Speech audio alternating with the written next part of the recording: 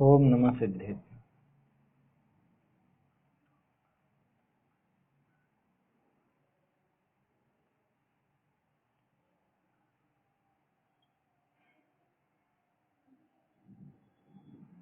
श्री जिन शासन गुरु नमो नाना विधि सुखकार, आत्महित उपदेश ते करें मंगलाचार, करें मंगलाचार।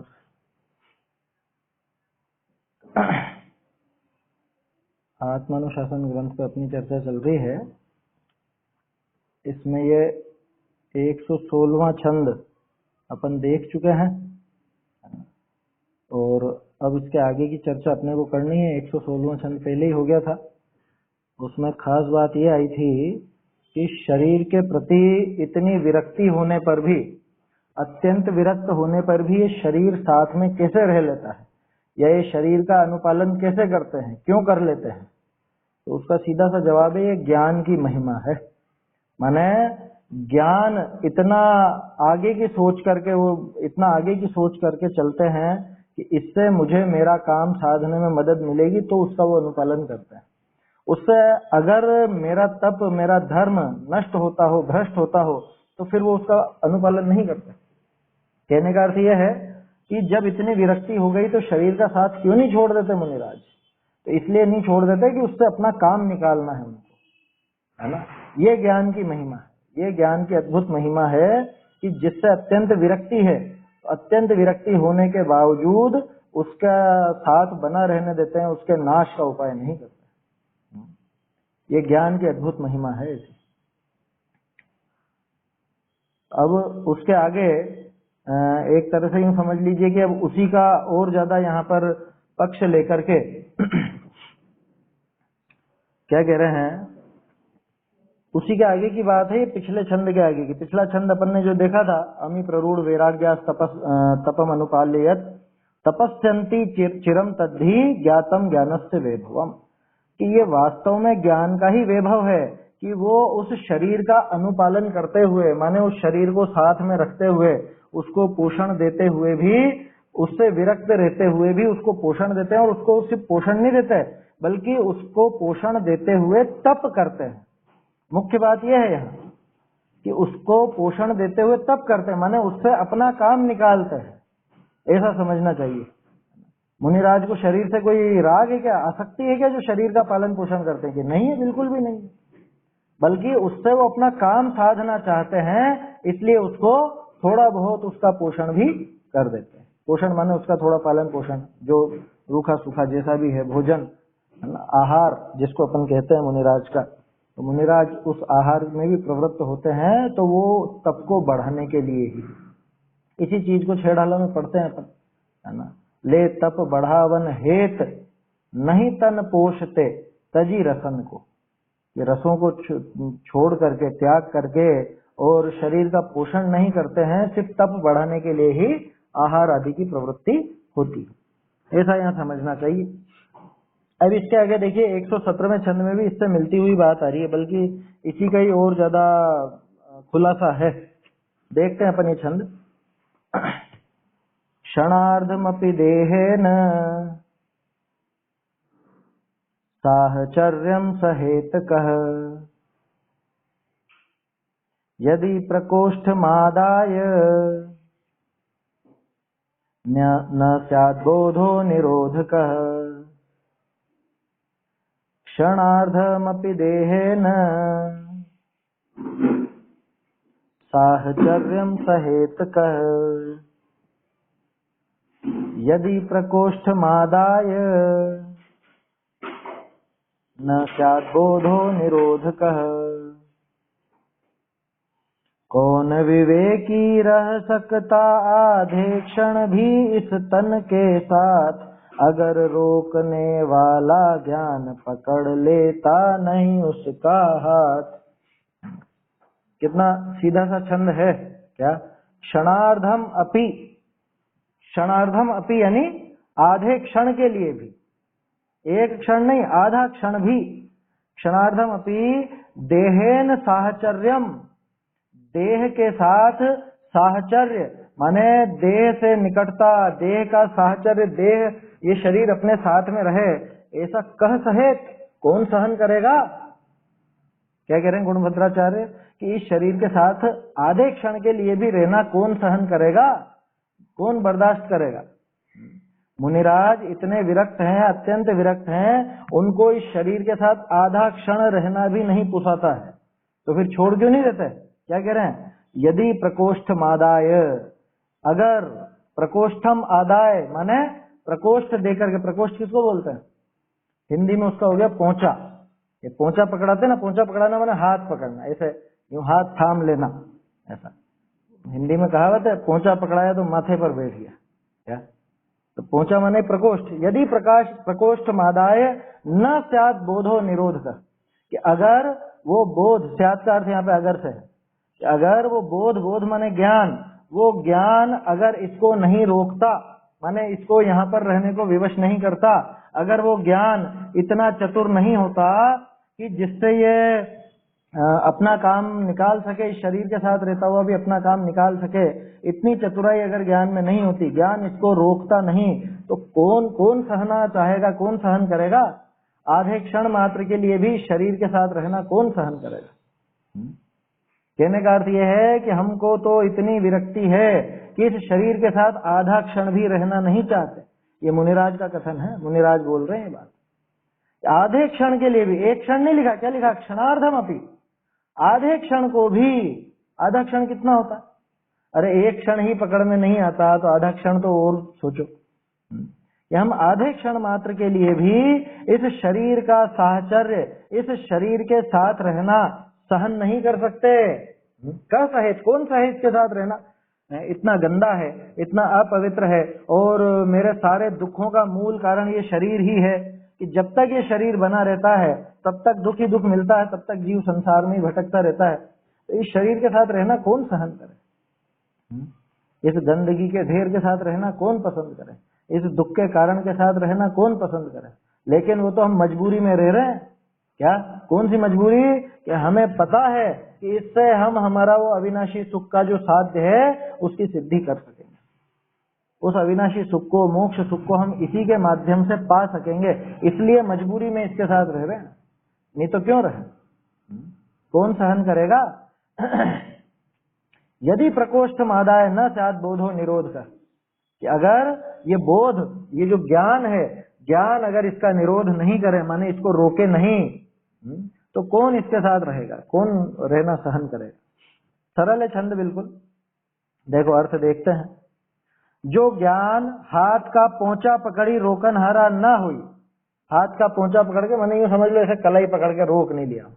किसी को रोकते हैं ना, कोई एकदम छोड़ करके भाग रहा हो तो उसका हाथ पकड़ के रोक लिया जाता है।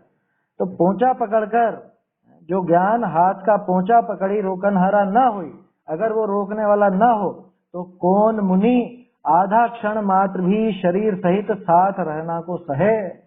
शरीर के साथ रहने को कैसे सहन करे?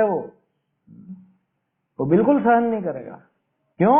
कि इतनी विरक्ति हो चुकी है कि उनको इस शरीर से जरा भी लेना देना नहीं है वास्तव में। तो ये तो कब छूटे ये शरीर, ऐसी भावना रहती है। तब इस शरीर को छोड़ करके मैं हमेशा हमेशा के लिए अपने आत्म सुख में रमण करूं, ऐसी भावना रहती है। तो क्षण मात्र भी शरीर सहित साथ रहना कौन सहे? कोई न सहे, कोई भी सहन नहीं करता। ये तो ज्ञान अगर नहीं रोकता तो कब कई शरीर के नाश का उपाय कर चुके होते, है ना? इसको भूखा रखो, मत दो खाने को, अपने आप नष्ट होने दो, विविध प्रकार के तप कर लो, ऐसी सब विधियों से इस शरीर के नाश पर उतारू हो जाते अगर ये ज्ञान नहीं रोकता तो। इसके पिछले छंद से मिलती हुई बात है। पिछले छंद को ये पोषण देता है, ये छंद, है ना? पिछले छंद में तो ये था कि भाई उस इतना प्ररूढ़ वैराग्य होने पर भी इस शरीर का अनुपालन करते हुए जो तप करते हैं वो सब इस ज्ञान का ही महात्म्य है, और ये ज्ञान ही इसको रोकता है इस शरीर को छोड़ने से। नहीं तो कौन इस सड़े शरीर के साथ रहना पसंद करे? आया समझ में? और हमें तो ये शरीर इतना, मतलब इसकी सारी कमजोरियां, सारी कमियां ख्याल में होने पर भी इसके प्रति इतना राग है कि उसके पीछे उस ज्ञान को तिलांजलि दे देते हैं। रंच मात्र भी हम उसकी नहीं सुनते। वो ज्ञान रोकने आए तो उसे और भगा दिया जाता है। ऐसी विधि है यहाँ पर। तो क्या ज्ञान यहाँ पर, वो ज्ञान का मतलब यहाँ पे यूं समझ लेना कि जैसे शास्त्र ज्ञान हो, स्वाध्याय आदि हो, तत्व चर्चा हो, और उसके माध्यम से अगर शरीर से विरक्ति होती हो, शरीर के प्रति विरक्ति जगाई जाती हो, तो ये ऐसी बात को ही सुनना पसंद नहीं करता। कह रहे ये तो बस ऐसी ऐसी बात करते हैं, यहाँ पे शरीर को बुरा बुरा कहते हैं। आप आत्मा की बात करो साहब, आत्मा की बात करो, शरीर को छोड़ने की कहाँ बात करते हो। 5 इंद्रिय के विषय भोगों में पूरी प्रवृत्ति हमारी चालू रहती है, और आत्मा की बात करो, बस ये करना चाहते हैं। ये शरीर के सौंदर्य प्रसाधन, शरीर को पोषण देने वाली वो चीजें हैं, और इसी के जो श्रृंगार की चीजें हैं, उनको छोड़ना तक नहीं चाहता। जबकि स्पष्ट दिखा है, क्या स्पष्ट इसको दिख गया कि ये अशुचि है, अत्यंत अशुचि है, नाशवान है। और अभी साल भर में तो सब पता नहीं कैसी कैसी सब बीमारियों से गुजरे ही हैं, कोई ना कोई तरह तरह की बीमारियां देख ली, उसके बावजूद इस शरीर से विरक्ति नहीं आती। एक एक रोम में 96 रोग पड़े हुए हैं, है ना, एक एक रोम में 96 रोग। अब उन रोगों के बस ऊपर ऊपर से तो बोल देते हैं, लेकिन अंदर से तो भी शरीर के प्रति विरक्ति नहीं आती। 5 इंद्रिय के विषय भोगों से विरक्ति नहीं आती, ये गजब की बात है। और यहाँ मुनिराज तो क्या कह रहे हैं कि हम तो आधा क्षण भी इसके साथ रहने को तैयार नहीं हो, अगर ये ज्ञान हमारा हाथ नहीं पकड़ लेवे तो। ये अगर, क्योंकि अभी इसको छोड़ने का उपाय कर लेंगे और फिर वहां स्वर्ग में जाके फंस जाएंगे, फायदा क्या। इसलिए यहीं पे इसको रखते हुए हम मोक्ष का साधन करना चाहते हैं, इसलिए शरीर के साथ रह रहे हैं। वास्तव में शरीर साथ में रखने जैसा नहीं है, तो कम से कम ये विरक्ति तो आए, इतनी विरक्ति तो आए। जो आचार्य देव कहना चाह रहे हैं कि तू शरीर का अनुपालन कर, लेकिन अनुपालन कर यहाँ पे फुल स्टॉप नहीं, इसका अनुपालन करते हुए तप की साधना कर, धर्म की आराधना कर, तो वो काम होना चाहिए। शरीर को तप का साधन बनाने के स्थान पे हम विषय भोगों का साधन पहले बना लेते हैं, और जब विषय भोगों के त्याग की बात आती है, विरक्ति की बात आती है, तो वहां पे बात करते हैं कि अरे आत्मा की बात करो, ये तो बाहर की चीजें हैं सब। क्या आत्मा की बात करो कि वो आत्मा क्या है, कैसा है, कहाँ है, कुछ ख्याल भी है। पूरी आत्मा की बात सुनना चाहता है, विरक्ति नहीं लेना चाहता।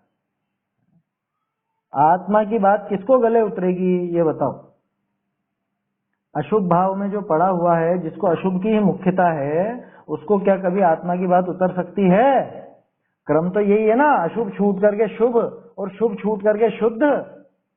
तो जब अशुभ भाव छूटे नहीं, वो विरक्ति आई नहीं, वो राग कम होना चाहिए ना। आत्मा की बात तो वहां आएगी जहां पे राग द्वेष आदि कम हो, वीतरागता बढ़े, राग आदि की प्रवृत्ति घटे, या कम से कम वो राग का राग तो टूटे। लेकिन अभी तो हम खुद ही तोड़ने को तैयार नहीं है, उस राग को तोड़ने के लिए हम खुद ही तैयार नहीं होते। चाहे वो अभक्ष भक्षण की बात हो, चाहे शरीर को सजाने की बात हो, चाहे 5 इंद्रिय के विषय भोगों में रमने की बात हो, उनसे विरक्ति आती कहाँ है? रंच मात्र भी विरक्ति नहीं आती। और पूरा ऊपर ऊपर से बोल देते हैं कि आत्मा की बात करो साहब, आत्मा की बात करो। आत्मा की बात कैसे उतरेगी? आचार्य देव कहते हैं आत्मा की बात जिसको रुचती है, वो क्षण मात्र भी शरीर के साथ रहना नहीं चाहता। तो फिर रहता क्यों है? कि वो ज्ञान ने उसका हाथ पकड़ के रोक रखा है कि इस शरीर से तू वो धर्म साध सकता है जो इस शरीर का अभाव होने पे, उस स्वर्ग आदि में जाने पे नहीं साध सकेगा। इसलिए भले ही ये बुरा है, भले ही ये खोटा है, ये तुझे सुहाता नहीं है, लेकिन फिर भी इसका अनुपालन करते हुए तू तप की आराधना कर, तू तप में लगा रह। ये प्रेरणा है यहाँ आचार्य देव की। देखिए भावार्थ, जैसे काहू के काहू सो मित्रता थी, क्या किसी की किसी के साथ दोस्ती थी, पीछे वाको दुष्ट पनो जान्यो, तब बातें लड़ करी वाका साथ को तत्काल छोड़ना चाहे। क्या पहले मैं जिसको दोस्त समझता था, जिससे बहुत अच्छी मेरी दोस्ती थी, अब धीरे धीरे मुझे कुछ ऐसे लक्षण ज्ञात हुए, धीरे धीरे कुछ ऐसी बातें जानने को मिली कि अरे ये तो महादुष्ट है, ये तो ऊपर दोस्ती का दिखावा करता है और पीछे से मेरा ही घात करता है। ऐसी सब बातें मालूम पड़ी। तब फिर क्या होता है कि अब उससे लड़ करके दोस्ती खत्म करना चाहता है। ठीक है, ये तो एकदम जो उसकी उफानी आई, जो उससे विरक्ति हुई, या समझ लो जो भी उसकी दुष्टता देखी, तो इस तरह से उससे दोस्ती खत्म करना चाहता है लड़ झगड़ करके। लेकिन तहां कोई सियाना पुरुष वाका हाथ का पोंचा पकड़ी समझावे। क्या? अब कोई समझदार व्यक्ति आकर के उसका हाथ पकड़ करके समझाता है कि ऐसे तो लड़े, यह आगामी दुखदायक होगा कि तू अगर इससे लड़ करके झगड़ करके और ये मित्रता आदि समाप्त कर लेगा तो ये भविष्य में तुझे दुखदाई होगा। ताते कोई दिन या को साथ राखी निबल करी या का जैसे सत्यानाश हो तैसे कार्य करना योग्य। बोलो ये है ना योजनाबद्ध पद्धति। तो ये क्या करना, तो अभी जाकर के लड़ झगड़ लेगा और स्पष्ट उसकी दुष्टता नजर आ जाएगी तो वो भी तेरा दुश्मन होकर के बाद में तो दुखदाई हो जाएगा तुझे। तो क्या करें कि उसको अभी थोड़े दिन साथ ही रखो, एकदम से मत झगड़ो, एकदम से उसका साथ मत छोड़ो, थोड़े दिन साथ रखो, धीरे धीरे धीरे धीरे उसको निर्बल करते जाओ, है ना, उसके अधिकार समाप्त करते जाओ, उसको क्षीण करते जाओ और फिर एक दिन उसका जैसे सत्यानाश हो ऐसा काम करना। क्या कह रहे, ये तो मायाचारी है। ये मायाचारी नहीं है, ये पद्धति है, ये नीति है, ये आया समझ में। और यहाँ पे कोई लौकिक आपको कोई दूसरे मित्र शत्रु उसकी बात नहीं चल रही है ना, ये तो उदाहरण है। इसको ऐसा मत घटित कर लेना कि हम ऐसा सबक सिखाएंगे दूसरे को। क्या ऐसी योजनाएं मत सीख लेना, जैसे वो टीवी के सीरियल देख देख करके योजनाएं बनाने लग जाते हैं ना, है? सास सोचने लगती है बहू को ऐसा मजा चखाऊंगी और बहू सोचती कि ऐसा सास को मजा चखाऊंगी। क्या वैसी योजनाएं नहीं है ये कि कोई पहले मित्र लगता था और बाद में उसकी दुष्टता मालूम पड़ी तो उसको एकदम से लड़ झगड़ करके और खत्म करने की जगह अच्छा है कि पहले उसको अपने साथ बनाए रखो, उसको निबल करो, कमजोर करो और फिर जैसे उसका सत्यानाश हो सके वैसा उसका नाश करना योग्य, वैसा काम करना योग्य। ये लौकिक नीति है ना। इसको सिर्फ इतने उदाहरण तक ही रखना, लौकिक जीवन में ऐसा घटित मत करना। ऐसा घटित करना है तो सिर्फ शरीर के साथ। आचार्य ने उस शरीर से संबंध छोड़ने की विधि बताई। कैसे? आत्मा के शरीर सो अनुराग था, अनादिकाल से शरीर के प्रति अनुराग पड़ा हुआ था ना, यहाँ राग की बुद्धि पड़ी थी, तीव्र अनुराग था। जब याको दुख का कारण जाना, अब क्या जान लिया कि अरे मैं तो इसको इतना बढ़िया समझ रहा था और ये तो इतना दुष्ट निकला, ये शरीर तो इतना खोटा है। क्या पहले भी अपन एक छंद देख चुके हैं, उसके अंदर खल शब्द आया था शरीर के लिए, और टोडरमल जी ने वो लिखा ना, मिलाप भयो खल को। क्या मिलाप भयो खल को, तो वहां तो खलका का दोनों अर्थ है। खलका माने छिलका, कि जैसे छिलके के साथ वो छिलके का मिलाप होता है उसी तरह से शरीर का मिलाप हुआ। दूसरा खल को यानी कि दुष्ट का, कि दुष्ट का मिलाप हुआ, ऐसे ही शरीर मिला। वो बात अलग है। खैर यहाँ तो अभी अपन ये समझ रहे हैं अभी कि आत्मा का शरीर से अनादिकाल से अनुराग था। जब याको दुख का कारण जान्या तब याको उग्र आचरण से नाश किया चाहे। क्या अब मुझे पता चला ये तो इतना दुष्ट है, ये तो इतना अशुचि है, ये रमने लायक नहीं है, ये तो नाशवान है और पता नहीं कितनी कितनी इसमें बीमारियां एक एक रोम में भरी हुई हैं जो समय आने पर अपने आप प्रकट हो जाती हैं। समझ में आई बात? तो इतनी इतनी बीमारियां इसके अंदर भरी हुई हैं, तो इससे क्या राग करूं? इतनी अशुद्धता है तो क्या राग करूं? छोड़ो इसको। तो फिर क्या हुआ? दुख का कारण जाना तब याको उग्र आचरण से नाश किया चाहे, कि मैं इस शरीर का नाश करके रहूंगा। कैसे है कि आत्मघात करेगा कि नहीं, आत्मघात तो नहीं करूंगा, इस शरीर को मैं भोजन ही नहीं दूंगा, इस शरीर को पोषण ही नहीं दूंगा, तो अपने आप ये धीरे धीरे नष्ट हो जाएगा। ऐसा तप करके और मतलब इतना उग्र आचरण करके, पंचाग्नि आदि तप करके और इसका नाश कर दूंगा, मटिया मेट कर दूंगा इस शरीर को। रुक जा भैया, ऐसा पागलपन मत कर। क्या कह रहे हैं यहाँ पे? तैसे आत्मा को शरीर से अनुराग था, जब याको दुख का कारण जाना तब याको उग्र आचरण से नाश किया चाहे, है ना। तहा जिनवाणी जनित ज्ञान ते, क्या लिखा? जिनवाणी जनित ज्ञान ते, जिनवाणी के ज्ञान से यह विचार आया कि ऐसे किए तो बहुरी देवादि पर्याय पावना होगा। कहाँ दुख उपजेगा कि अभी मैं उग्र होकर के, और इसको दुष्ट तो खैर मैंने जान ही लिया इस शरीर को, लेकिन ऐसा इसको दुष्ट जान के और उग्रता से इसका नाश कर दूंगा तो क्या होगा कि उस तप के प्रभाव से अभी जैसे मोक्ष नहीं हुआ और ये शरीर जल्दी पहले ही नष्ट हो गया, तो निश्चित रूप से वह स्वर्ग आदि में जाना पड़ेगा, और स्वर्ग में जाएगा तो वहां पे भी दुख उपजेगा, वहां नए दुख खड़े होंगे, तरह तरह के विचित्र प्रकार के अलग अलग दुख पैदा होंगे, मानसिक दुख होंगे। दुख होगा का क्या मतलब, अकेली वो देवगति मिलेगी क्या फिर, कि देवगति के बाद फिर अगली गति भी तो आएगी। और कदाचित तिर्यंच गति आ जाएगी तो क्या करेंगे। पहले भी देखा था ना अपन ने, देव गति से निकल करके जीव 5 ही जगह पे जाता है। अनल और अनिल, इनको छोड़ दो, अनल माने आग और अनिल माने हवा, इन दोनों को छोड़ के 3 तो स्थावर, पृथ्वी का एक, जल का एक और वनस्पति का एक, और संगी पंचेंद्री तिर्यंच अथवा मनुष्य, ये 5 स्थान है जहां पे देवों का जन्म होता है। इन 5 जगह के अलावा कहीं नहीं जाता। माने देव के बाद मनुष्य बनने का चांस कितना है, कि 5 में से 1 माने 20% चांस। ये तो अपन 5 में से 1 देख रहे हैं, लेकिन 20% चांस वास्तव में नहीं है। क्यों नहीं है, क्योंकि देवों की संख्या और मनुष्यों की संख्या, इसमें कोई 20% वाला अनुपात नहीं है, वो असंख्य है, ये संख्यात है। तो आप सोचो कि इन 5 में से 1 जगह प्राप्त होगा तो शायद मनुष्य गति, ऐसा मत समझ लेना 20% भी चांस नहीं है, तो 0.0001 चांस समझना। क्योंकि देवगति से निकल करके तिर्यंच भी तो बनेंगे हैं, और मनुष्य भी बनेंगे, तो मनुष्य तो बहुत कम बनेंगे, गिनती के लोग बनेंगे देवगति से मनुष्य। और मनुष्यों की संख्या जो 29 अंक प्रमाण है, उसमें 4 गतियों से जीव आते हैं, 4 गतियों से। देव भी जो मर करके मनुष्य बने वो भी उसी 29 अंक प्रमाण में शामिल, जो नारकी मर करके मनुष्य बने वो भी उसी में शामिल, जो तिर्यंच मर करके मनुष्य बने वो भी उसमें शामिल, और जो मनुष्य मर करके मनुष्य बने वो भी उस 29 अंक प्रमाण में शामिल है। तो कितना % चांस रह गया है? कोई परसेंटेज नहीं है, कुछ हिसाब नहीं है। तो इसलिए ऐसा पागलपन नहीं करना कि इसको दुख का कारण जाना तब उसको उग्र आचरण से नाश किया चाहे। तहाँ जिनवाणी जनित ज्ञान से ये विचार आया कि ऐसे किए तो बहुरी देव पर्याय पावना होगा, फिर से देव पर्याय मिलेगी, और देव पर्याय मिली माने उसके बाद फिर से वो संसार चालू, क्योंकि देव पर्याय से सीधे मोक्ष हो जाता है क्या?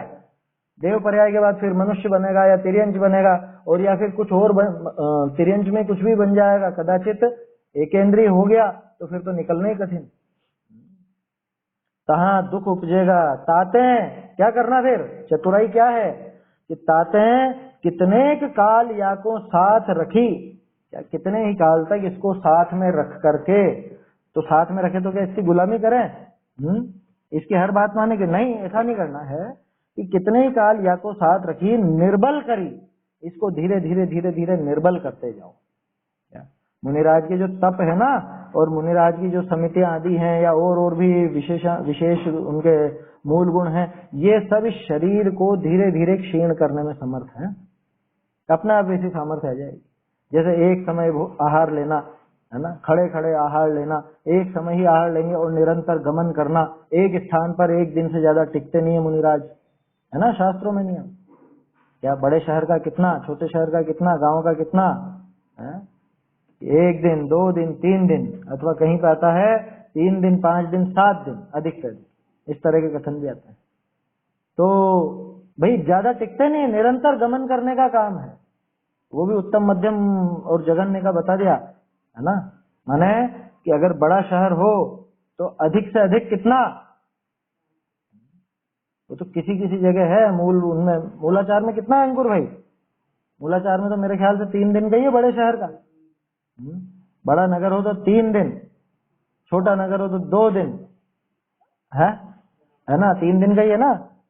हाँ, तो ऐसे दोनों कथन आते हैं, लेकिन वो वाला 7 दिन वाला तो कम ही मिलता है, बहुत कम मिलता है। मूल ग्रंथ जो है अपना, हाँ वो अलग है, हाँ वो चीजें अलग हो जाती हैं। तो वो तो चौमासा है, वो तो चातुर्मास की बात है। हाँ हाँ, वो तो खैर उपसर्ग और परिशा आदि हो गए तो अपने आप ही उस स्थान को छोड़ते नहीं है, जब तक उपसर्ग नहीं टल जाता तब तक छोड़ते भी नहीं। तो कहने का अर्थ यह है कि ये जो विधियां हैं, जैसे एक ही समय आहार, खड़े खड़े आहार, निरंतर गमन करना, इससे शरीर अपने आप क्षीण होता जा रहा है ना। आहार भी लेंगे तो उसमें भी रस का परित्याग करते हुए, कदाचित कभी उपवास करेंगे, कभी क्या करेंगे, कभी क्या करेंगे। मुनिराज का निरंतराय आहार तो बहुत दुर्लभ है, समझ में ही बात। आप सोचो तो सही है, वो पंचाश्चर्य क्यों हो जाते थे वो इसलिए होते थे कि मुनिराज का आहार होना बहुत कोई आसान काम नहीं है। मुनिराज का आहार कैसे होगा संभव? सोचो, वृत्ति परिसंख्यान है ना, वृत्ति परिसंख्यान लेकर के चलते हैं, वृत्ति लेकर के निकलते हैं, और उनके मन में क्या बात है वो किसको पता होती है किसी को? अभी आप मान लो मेरे यहाँ पर भोजन करने के लिए आओ, और आपने कुछ ऐसा उटपटांग मन में सोच रखा हो कि इनके यहाँ मैं भोजन तभी करूंगा जब कुछ ऐसी कंडीशन बनेगी। अब आपके मन की बात तो मुझे मालूम नहीं है ना। तो मुनिराज के अधिकांश तो वो आहार की वृत्ति मिलना ही बहुत कठिन होता है। समझ में ही बात? ऐसा नहीं होता लिख करके पर्ची दे दी या लिख के बता दिया कि मैंने मन में क्या सोचा है, ऐसी विधि नहीं होती है। तब जाकर के वो, और उसके बाद भी निरंतराय निर्दोष आहार हो जाए तो वो पंचाश्चर्य होते थे। वास्तव में आश्चर्य की बात है, मुनिराज का आहार मामूली काम है क्या? समझ में ही बात? तो इसमें समझना चाहिए अपने को, ये कोई इस तरह की बातें नहीं है कि सहज रूप से वो शरीर का पालन हो जाए। क्यों? क्योंकि शरीर की शर्तों पे झुकते नहीं है ना मुनिराज, उनको गरज नहीं है आहार की। इशारा तक सिर्फ एक इशारा इतना सा रहता है, यहाँ आहार का विकल्प आया है तो आहार के लिए निकले हैं, बाकी तो कुछ भी इशारा नहीं करते। आंखों से भी इशारा नहीं करते कि ये वृत्ति रखी है मैंने कि ये रखी है। कोई ऐसी वो सूची बनी हुई है क्या कि इन्हीं में से वृत्ति रखेंगे? उनको तो कुछ भी हो सकता है। अब महावीर स्वामी को ऐसा आ गया था। कैसा आ गया था? क्या हुआ? हाँ, प्री बुकिंग। बुकिंग कैसे होएगी? मुनिराज अनियत विहारी हैं, बुकिंग कैसे हो जाएगी? अनियत विहारी का अर्थ समझते हैं कि एक स्थान पे उनका कोई निश्चित नहीं है कि कब कहाँ गमन कर लेंगे। मुनिराज को अतिथि भी इसीलिए कहा जाता है, अतिथि भी नाम है मुनिराज का, है ना। लौकिक में तो मेहमान को भी कहते हैं अपन, लेकिन मुनिराज का शास्त्रों में एक नाम अतिथि भी आता है कि उनकी कोई तिथि तक निश्चित नहीं है कि किस जगह पे कहाँ कब पहुंच जाएंगे, कोई निश्चित नहीं। अरे ये सोचो आप, आत्मलीन ही हो गए मुनिराज, तो अब कोई गारंटी है क्या कि वो वहां से निकले? और वो अच्छी बात है क्या? अच्छा तो ये है कि अब आत्मलीन हो गए तो हो गए, केवल ज्ञान पावे, ये विधि चलती है 7वें गुण स्थान के बाद। ये विकल्प रहता है क्या कि नहीं आहार के लिए भी मुझे जाना है, चलो पौन घंटा हो गया, अब आत्मा का ध्यान छोड़ो, अब दूसरा काम करो, ऐसा विकल्प होता है क्या?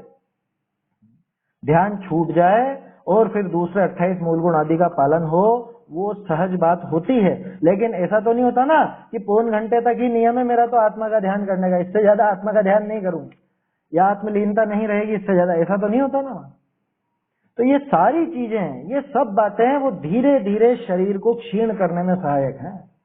ये तो 2-3 उदाहरण लिए अपन ने, सिर्फ वो गमन का और आहार का लिया। ऐसे आप प्रत्येक चीज में देखोगे तो अपने आप वो धीरे धीरे शरीर की क्षीणता नजर आएगी उनसे होती।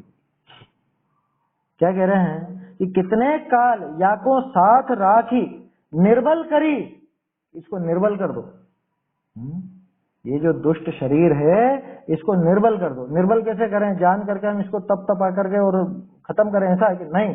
ये जब तक साथ में है इसको साथ में रखो, आयु पूरी होने तक साथ में रहेगा, और तब तक इसको सिर्फ उतना मात्र पोषण दो कि जिससे ये आपके काम में सहायक हो सके।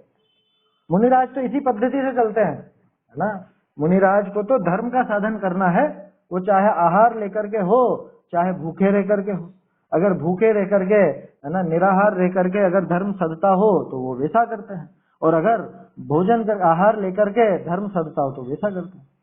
बोलो किसके लिए लिया था भोजन? शरीर के पोषण के लिए? नहीं, वो तो आत्म साधना के लिए ही लिया था। पहले भी अपन देख चुके हैं, रोज ये पंक्ति आ रही है लगभग। ले तप बढ़ावन हेत नहीं तन पोषते तजी रसन को, क्या रसों को छोड़ करके और शरीर का पोषण नहीं करते हुए, पोषण नहीं करते हैं वो, क्या कितना कितना आहार होता है मुनिराज का, आती ना बात? कितना आहार होता है? जितना पेट है उससे आधा। क्या मतलब? कि पेट भर करके तो कभी खाएंगे ही नहीं। क्यों? कि पेट भर के खाया तो प्रमाद आने की पूरी संभावना। आधा पेट खाते हैं। क्यों आधा पेट क्यों खाते हैं? क्योंकि पानी भी तो पीना है दिन भर के लिए। आधा हिस्सा भोजन का, पाव हिस्सा पानी का और पाव हिस्सा हवा का, यानी 25% पानी रहेगा उस पेट में, 50% उस पेट का हिस्सा भोजन से भरा रहेगा और 25% हवा से। ये शास्त्रोक्त बात बता रहा हूं मैं, ये कोई मन की गणित नहीं है, है ना। उसमें है ऐसा। क्यों? क्योंकि अगर पेट में जरा भी हवा नहीं रही, बिल्कुल फुल भर गया पेट, तो भी उनको गमन करने में या आत्म ध्यान करने में बाधा आएगी, आलस खड़ा होगा, प्रमाद आ जाएगा। तो इसलिए वो थोड़ा खाली रखते हैं। हमारी तरह नहीं कि गले तक भर ले में, बिल्कुल खाई जाए ठूस ले में, 1 टाइम 2 टाइम 3 टाइम, पेट को खाली नहीं रहने देता है। आपको भूख महसूस होती है? मतलब कितनी बार मुझे ऐसा विचार आता है, अपन लोग जैसे भोजन करते हैं दिन में 3-4 बार, भूख बहुत कम महसूस होती है। माने ऐसा लगता ही नहीं खुल के कि हाँ भूख लग गई, ऐसा लगता ही नहीं। फिक्स टाइम है अपना, दिन में भोजन किया, फिर शाम को भोजन किया, सुबह नाश्ता किया, या दिन में भी कुछ और लेना हो तो लिया, तो फिक्स टाइम है बिल्कुल। तो अपने आप ही उस टाइम पे कोई भूख तो लगती नहीं है, बस एक आदत पड़ी हुई है और खा लिया उठकर। भूख लगेगी कहाँ से? जब पूरा पेट भर लिया, यहाँ ऊपर तक गले तक आ गया, वो खाते खाते उसको भूख कैसे लग सकती? मौका ही नहीं देते भूख लगने का। इतना भर लेते हैं। मुनिराज इस तरह से नहीं, मुनिराज सिर्फ शरीर बने रहे, शरीर बना रहे, ये इतना मात्र आधा पर्याप्त है उसके लिए, है ना। आधा पेट भी पर्याप्त है, और वो आधे पेट भी कई बार तो समझ लीजिए कि अब अगले दिन उपवास हो गया, या 2-3 दिन कंटिन्यू उपवास हो गया, या मासोपवासी भी तो हो जाते हैं बहुत से, महीने भर का उपवास। क्या किया था उसके पहले? कि उसके पहले सिर्फ आधा पेट भरा। जितना शरीर को चलने में आवश्यक है उतना मात्र, क्योंकि शरीर का अभी अभाव हो गया, मतलब होगा तो आयु के अनुसार ही, लेकिन मान लो वो तप की सिद्धि पूरी नहीं हो पाई, वो साधना, आत्म साधना बराबर नहीं हो पाई, और पहले यहाँ मरण हो गया तो देव में जा पहुंचेगा, फिर वापस चारों गतियों में रखड़ते फिर ये सारी मेहनत पे पानी फिर जाएगा। इसलिए क्या करना कि थोड़े समय इसको साथ रखना है। ताते कितने काल या को साथ ही राखी, निर्बल करी ये दूसरी बात। साथ इसलिए रखा क्योंकि अपना प्रयोजन साधना, निर्बल इसलिए करा क्योंकि इससे राग नहीं है, आखिरकार तो इसको खत्म करना ही करना है। तो निर्बल करी, जैसे बहुरी शरीर धरना न हो, जैसे फिर से शरीर धारण करना न पड़े, तैसे कार्य करना योग्य है। उस तरह से वो काम करना उचित है। क्या करना कि जिससे आगे ये शरीर फिर से धारण न करना पड़े, है ना, और शरीर से न तो ज्यादा राग बढ़े, न शरीर से इतना द्वेष बढ़ जाए कि अभी खत्म कर दूं। इस तरह से वो काम करना उचित है, इतना काम करना उचित है। ये बातें कौन सिखाएगा? ये बातें ज्ञान ने समझाई। वो विरक्ति तो इतनी बढ़ गई थी कि अभी छोड़ूं इस शरीर को, अभी छोड़ दूं। ज्ञान ने उसका हाथ पकड़ा, कहा कि रुक जा भैया, जल्दबाजी मत कर। ऐसा क्या कह रहे हैं? बहुरी शरीर धारणा न होई, तैसे कार्य करना योग्य। ऐसे ज्ञान रोकन हरा न होई, तो कौन मुनि शरीर का साथ ही राखे? अगर ज्ञान रोकने वाला न हो तो कौन मुनिराज शरीर का साथ रखें? ये तो ज्ञान की ही महिमा है, जो ज्ञान ने उनको रोक रखा है कि अभी जल्दबाजी मत करो, इस शरीर का नाश करने में उतावली मत करो, क्योंकि अगर अभी जल्दबाजी में इसका नाश कर दिया तो वो तो देव गति वगैरह मिल जाएगी और फिर वापस से संसार में भटकना पड़ेगा। इसलिए जब तक ये इसका साथ है तब तक साथ रखो, इसको निर्बल करते जाओ, इससे अपना ध्यान की साधना का काम लेते जाओ, और फिर ये आखिर में इसको भी हमेशा हमेशा के लिए छोड़ दो। ये विधि है। एकदम से उछल नहीं जाना, किसी मित्र की दुष्टता पता चले। ये अनादिकाल से तो इसको मित्र मान रखा था, इसमें राग पड़ा हुआ था, अब इसकी दुष्टता ख्याल में आई तो एकदम से छोड़ने के लिए नहीं भागना। आया समझ में? तो ऐसे ज्ञान रोकन हरा न होई, तो कौन मुनि शरीर को साथ रखे? कौन मुनि रखेगा शरीर को साथ में? जो बुरा जानकारी भी प्रयोजन के अर्थ ही शरीर का साथ राखिए है, सो यह ज्ञान ही की महिमा है कि इसको बुरा जान करके भी अपने प्रयोजन के लिए, खास बात यह है उनको शरीर से राग नहीं है कि शरीर को बनाए रखूं, शरीर को किस लिए रखा जा रहा है? अपने प्रयोजन के लिए, कि मोक्ष का जो प्रयोजन है वो इस मनुष्य शरीर से ही सधने वाला है। इसलिए इसको जितना इसकी भूमिका में उचित है उस अनुसार इसको थोड़ा बहुत पोषण दे करके और अपने तप का साधन कर लिया जाता है। और यही समझदारी है। इस समझदारी का नाम ही ज्ञान है, इसी को ज्ञान कहते हैं। सोचो अगर ज्ञान इस वैराग्य के साथ नहीं होता तो क्या होता है इस जीव का? ये वैराग्य तो 2 सेकंड में राग में पलट जाएगा, कोई बड़ी बात नहीं है। क्यों? कि यहाँ महावैराग्यवान थे, यहाँ महावैराग्यवान 3 कषाय चौकड़ी के अभाव रूप परिणमन करते थे, और आयु पूरी हुई, यहाँ से 1 सेकंड भी नहीं लगा देव बनने में, और देव बनते ही वहां पर क्या हुआ? वहां तो नया राग चालू हो गया। यहाँ 3 कषाय चौकड़ी का अभाव वर्तता था और वहां जाकर के 3 कषाय चौकड़ी का उदय, 3 कषाय चौकड़ी की समझ लो आसक्ति, वो वहां होने लगी। तो इसलिए वो वैराग्य तो क्षण स्थायी है अगर ज्ञान नहीं हो उसके साथ। तो ये ज्ञान का महात्म है। ज्ञान सहित जो वैराग्य होगा वो सच्चा वैराग्य है और वही कार्यकारी है। अगर वो वैराग्य ज्ञान के बिना है, ज्ञान रहित है, तो समझ लेना निष्फल है, बिल्कुल निष्फल, कोई काम करना। ऐसा है। सरल है छंद, है ना, इस पे चर्चा हुई। अब इसी के लिए दृष्टांत दे रहे हैं आगे। आदिनाथ जी का दृष्टांत 2 छंदों। ये सोचो आदिनाथ जी को क्या कमी थी, उसके बावजूद उन्होंने ये शरीर को नहीं छोड़ा, इसको बनाए रखा, इतना वो पराभव भी सहन करा। किस लिए? वो ज्ञान से वो विचार था उनको कि मुझे मेरा काम साधना है, मुझे मेरा कार्य साधना है, मुझे मोक्ष की साधना करनी है। वो इस छंद में आ रहा है। पहले अपन ये जो छंद अभी पढ़ा इसको एक बार हिंदी में बोल लेते हैं, फिर अगला छंद देखते हैं। जो वैराग्यारूढ़ हुए अरु तन का पालन करते हैं, महिमा यही ज्ञान। हाँ, इस तन के साथ अगर रोकने वाला ज्ञान पकड़ लेता नहीं उसका हाथ। अब यहाँ परीक्षा सहने की प्रेरणा दे रहे हैं क्या? आगे इसी अर्थ को दृष्टांत द्वार करी दृढ़ करत सता समस्त इत्यादि 2 श्लोक करी कहे। अभी जो अपन ने छंद देखा वो भी 2 श्लोकों का जोड़ा था, और अब जो छंद आ रहा है ये भी 2 श्लोकों का जोड़ा है। आया समझ में? यहाँ दृष्टांत दे रहे हैं कि भैया, जैसे वो लौकिक में कहावत है ना कि जरूरत पड़ने पर गधे को भी बाप बनाया जाता है। क्या? गधे को भी बाप बना लिया जाता है जरूरत पड़ने पे। ऐसे ही जरूरत पड़ने पे, अपना प्रयोजन होने पे, ये जो गधा बना, ये शरीर समझ लो, ये जो दुष्ट शरीर है इसका भी पालन किया जाता है जरूरत पड़ने पर, प्रयोजन पड़ने पर, यानी अपने मोक्ष के प्रयोजन को साधने के लिए। तो इस शरीर को भी साथ में रखा जाता है। जरूरत पड़ने पर वो परीक्षा आदि का सहन भी करना पड़ता है, किया जाता है, उपसर्ग आदि भी सहन किए जाते हैं। ये सारी बात यहाँ पर बोलते हैं। देखिए छंद। समस्तं साम्राज्यं तृणमिव परित्यज्य भगवान्,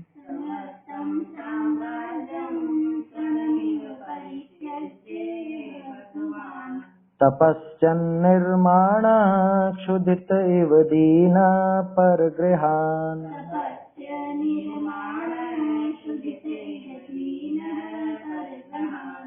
किलाटद्भिक्षार्थी स्वयमलभमानोऽपि सुचिरम्,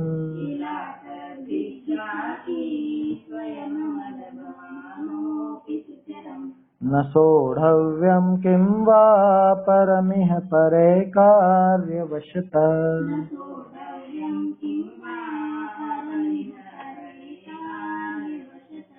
समस्तं साम्राज्यं तृणमिव परित्यज्य भगवान्,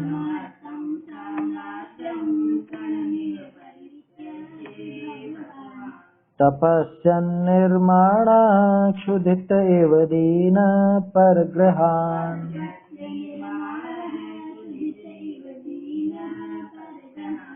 किलाटद्भिक्षार्थी स्वयमलभमानोऽपि सुचिरम्,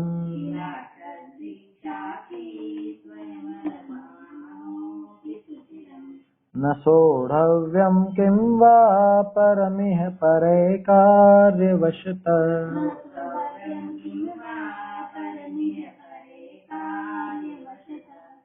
तृण समान गिन राज्य लक्ष्मी तज कर आदिनाथ भगवान, तप करते निर्माण क्षुधित हो पर घर भ्रमते दीन समान, नहीं मिला आहार उन्हें निरंतराय भीता बहुकाल, अतः परिशह क्यों न सहे साधारण जन निज कार्यवशात। है कहाँ पे? हाँ, निरंतराय आएगा ना, क्या दिक्कत है? बहुकाल आ गया चिर के लिए, तो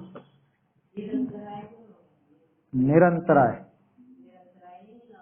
देखो क्या कह रहे हैं, समस्तम साम्राज्यम, कि सारे ही साम्राज्य को, कितना साम्राज्य था है?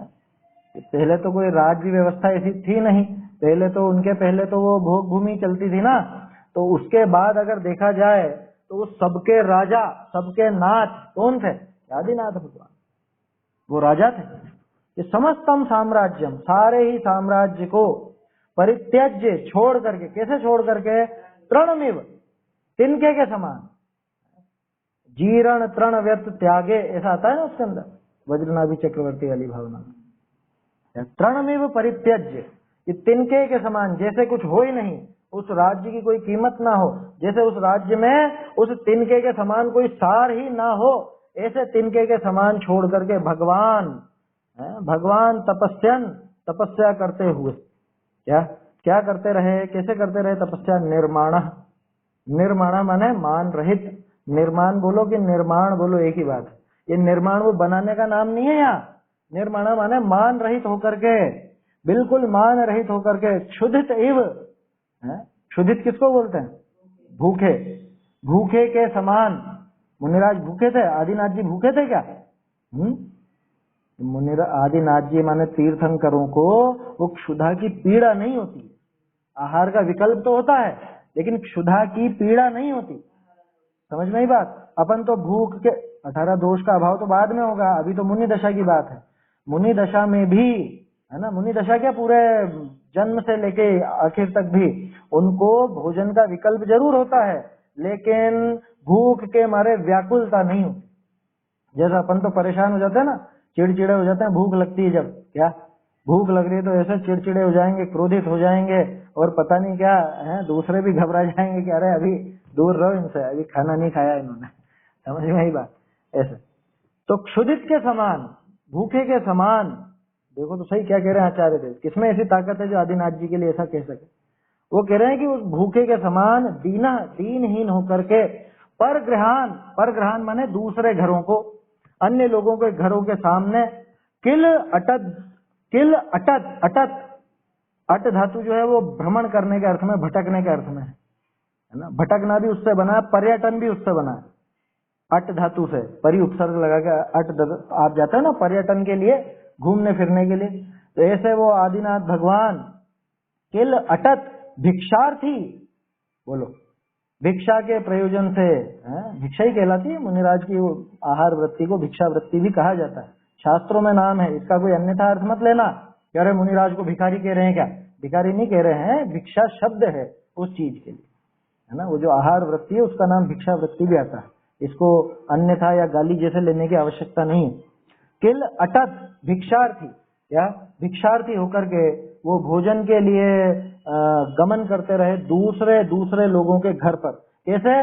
दीनहीन होकर के, निर्माण है ना, ये निर्माण शब्द माने मान रहे, अरे मैं क्यों जाऊं दूसरों, क्या दूसरा आकर के मुझे दे देवे, कि नहीं, सारा मान गला करके मुनिराज मान खंडित करते हैं, इस तरह से अपना स्वयं का मान गला देते हैं कि मैं दूसरे के आगे हाथ क्यों फैलाऊं, मैं तो इन सबका राजा था, नहीं, दूसरे के सामने ऐसा बस ऐसा इशारा कर करके निकले और भटकते रहे दूसरे लोगों के घर पे। सोचो तो सही कैसी कैसी दशा दिखा रहे हैं गुणभद्राचार्य, ये तो उन्हीं की सामर्थ्य थी। अपन बोल सकते हैं क्या ऐसा भगवान के लिए या मुनिराज के लिए?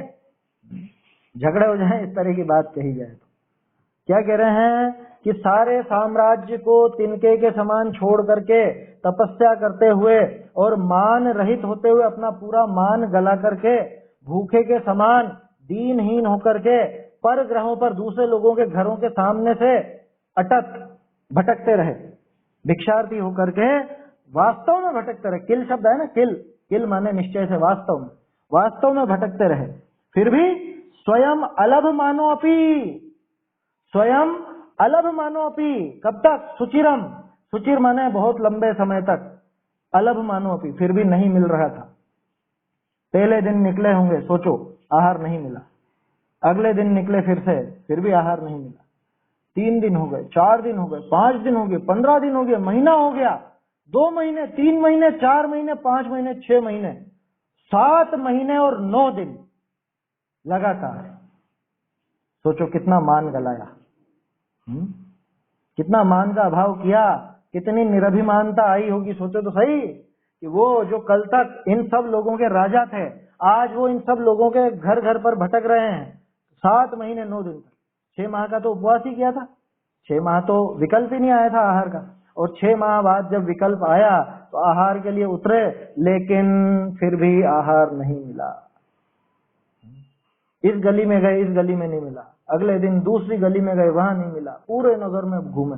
7 महीने 9 दिन तक अलग अलग लोगों के घरों के सामने से निकले मुनिराज आदिनाथ भगवान।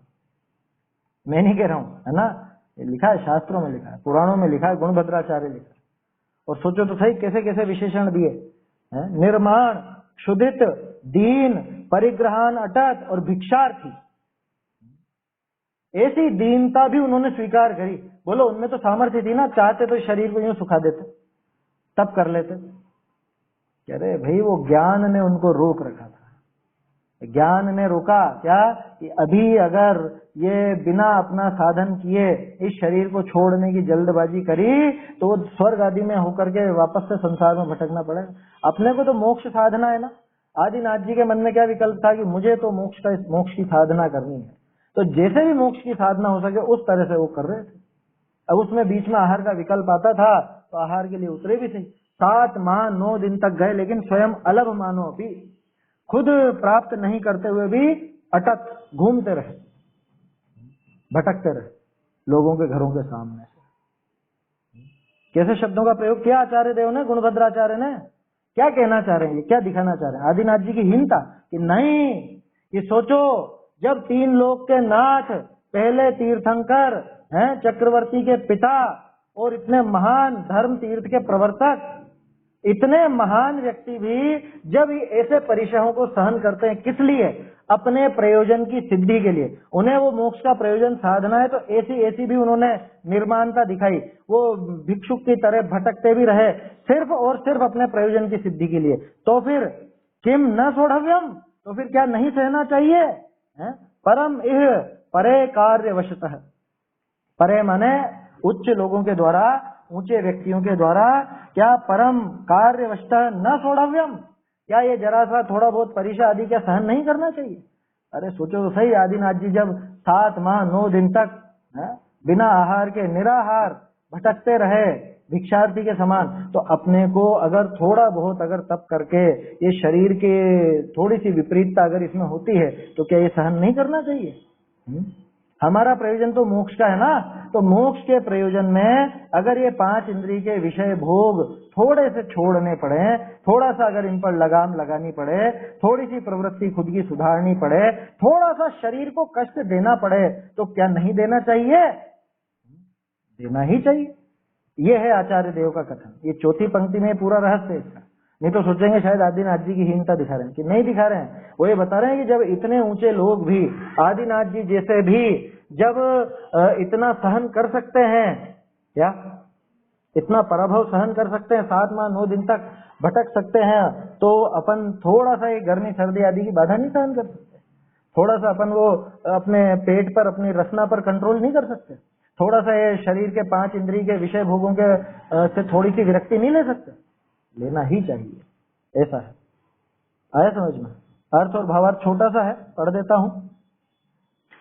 श्री आदिनाथ भगवान सो समस्त बड़े राज्य, समस्त बड़े राज्य, पहले तो वही थे ना, और कौन था? भोग भूमि जब समाप्त हुई, कर्म भूमि की व्यवस्था बनी, और आदिनाथ जी इतने पुण्यशाली थे, पहले तीर्थंकर थे, तो अपने हाथ सबके राजा वही थे। मतलब मुझे तो कई बार ऐसा लगता है, भरत जी तो चक्रवर्ती तो मिला तो चक्रवर्ती बने, ये तो बना बनाए चक्रवर्ती थे आदिनाथ जी। तो आया समझ में? अभिषेक भाई, अंकुर भाई, क्या ये बने बनाए चक्रवर्ती थे? कौन था बताओ, इनसे बड़ा राजा कौन था? आदिनाथ जी से बड़ा कौन था राजा? कोई भी नहीं था। तो बने बनाए चक्रवर्ती थे, तो भले चक्रवर्तियों में नाम नहीं आता हो, लेकिन इन्हीं का राज था सबके ऊपर। अरे सारी विद्याएं, लौकिक विद्याएं तो इन्होंने ही सिखाई थी ना राज्य काल में। ध्यान रखना, आदिनाथ जी ने षट कर्म का उपदेश दिया क्या? जब ऐसा प्रश्न आए सामने, क्या आदिनाथ जी किसने दिया था षट कर्म का उपदेश? असीमति कृषि विद्या वाणिज्य शिल्प का उपदेश किसने दिया? क्या आदिनाथ जी ने? कि गलत जवाब राजा ऋषभ देव ने। जब वो राजपद में थे, तब उस राजपद में लोगों को ये सारी विधियां इन्होंने सिखाई थी। राजपद में, मुनि बनने के बाद में। आदिनाथ तो भगवान बनने के बाद का नाम है उनका, पहले तो ऋषभ देव ही नाम था, है ना, ऋषभ नाम था, राजा ऋषभ। तो उन्होंने वो शिक्षाएं दी थी। तो बोलो सबके राजा यही थे ना, है? सबसे बड़े राजा थे श्री आदिनाथ भगवान। सो समस्त बड़े राज्य को तिणा किसी नहीं, तिणा किसी नहीं मतलब तृण के समान, तिनके के समान छोड़ करके तप करता, मान रहित, भूखा, दीनवत, भोजन का अर्थी हुआ, बहुत काल ताई भोजन को न पावता सता भी, पर घरनी प्रति भ्रमति भय, पर घरों की तरफ, पर दूसरे लोगों के घरों के सामने भटकते रहे। कैसे भटकते रहे? भूखे, भूखे तो सही, भूख की व्याकुलता नहीं थी, लेकिन भूख तो थी सही, आहार का विकल्प आया, वही भूख है, इतना समझना। ऐसा चिड़चिड़ापन या बिल्कुल दीनहीन कमजोर हो जाना ऐसा नहीं होता है तीर्थंकरों के, लेकिन जो आहार का विकल्प था उसी को यहाँ भूख समझना। दीनवत, दीन किसको बोलते हैं?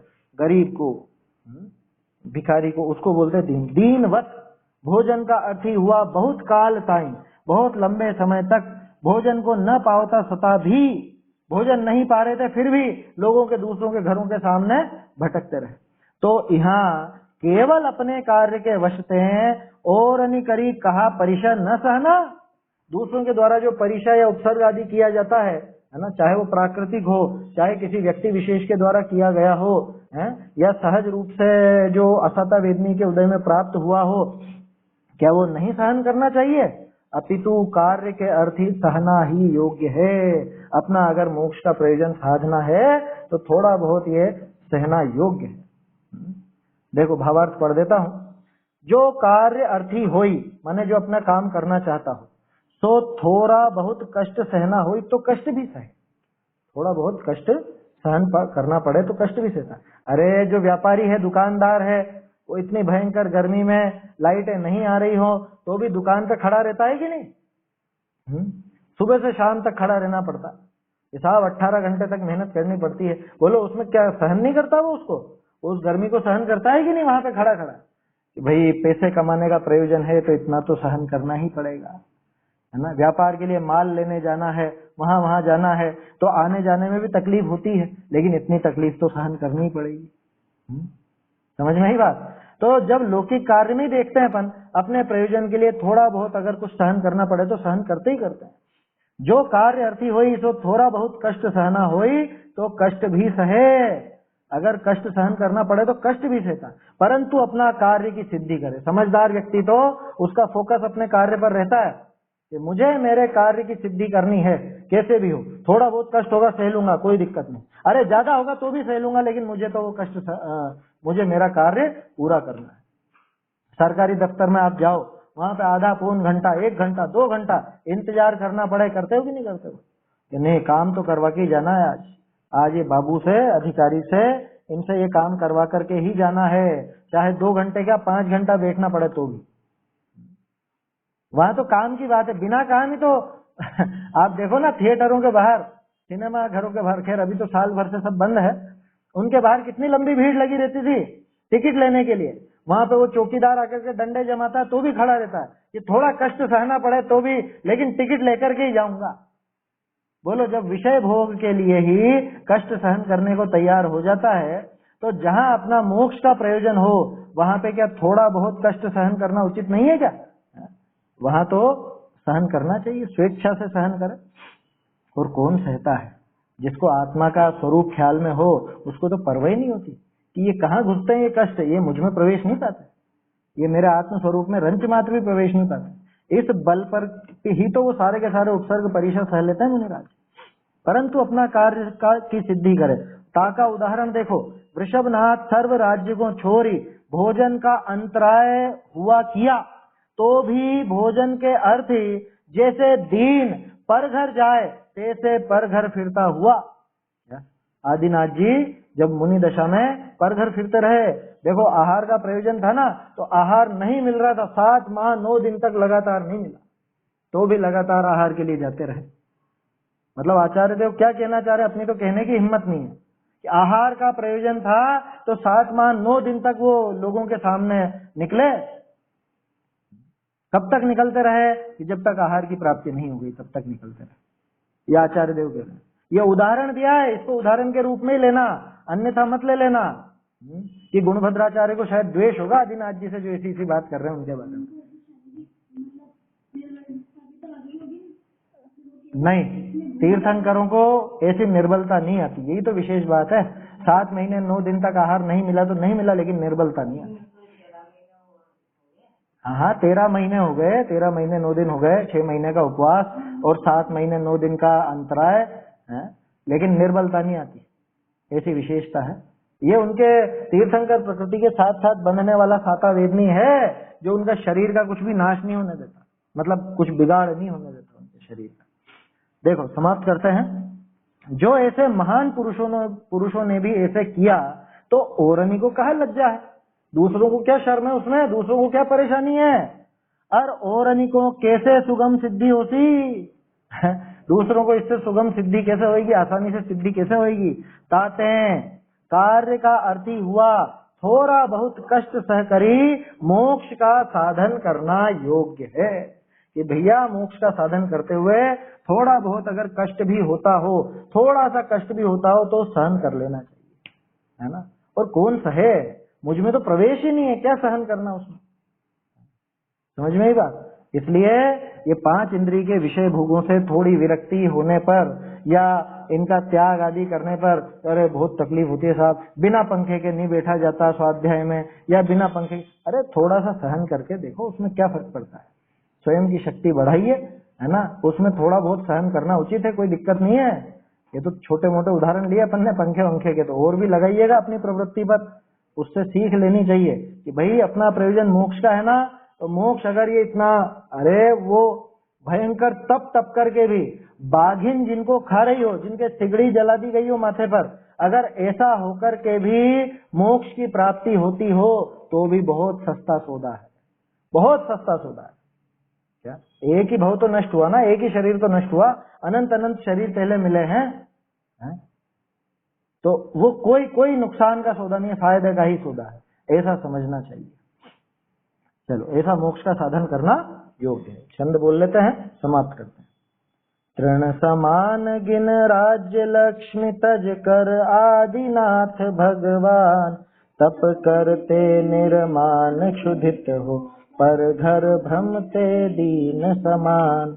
नहीं मिला आहार उन्हें निरंतराय बीता बहुकाल, अतः परिशह क्यों न सहे साधारण जन निज कार्य वशात। चैतन्य का स्मरण प्रतिक्षण ही करो रे, भव के अनंत दुख को क्षण में हरो रे। अक्षय अनंत निज सौख्य निधान पाओ, गाओ अरे नित इसी के गीत गाओ।